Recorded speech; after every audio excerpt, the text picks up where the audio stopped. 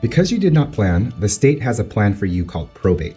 Now, probate is a court located inside each county to handle three things. The first thing is guardianship for your minor children. The second thing is conservatorship for an adult.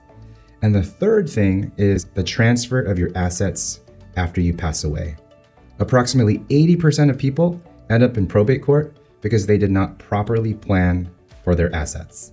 The three things that you should know about probate is it is expensive, it takes a long time, and it is public. It costs approximately 5 to 10% of the fair market value of your assets.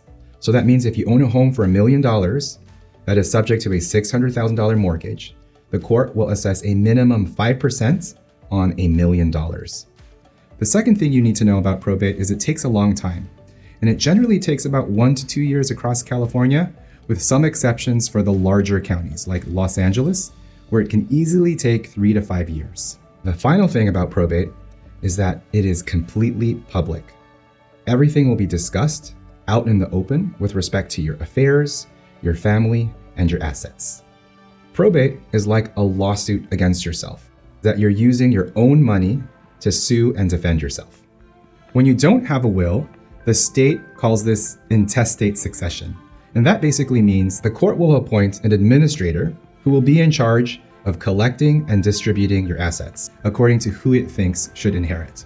Now, when James Dean died, he was 24 years old. He was already famous. His mother had predeceased him. He was unmarried with no children. Because James Dean didn't have an estate plan, the court decided to leave all of his assets to his father, even though his father had abandoned him as a child. Now, many people think that if you have a will, you will avoid probate, and that's just not the case. In fact, using a will and only a will guarantees you an appointment in probate court. The only difference is that by having a will, you get to decide who's in charge, and you also get to decide who inherits.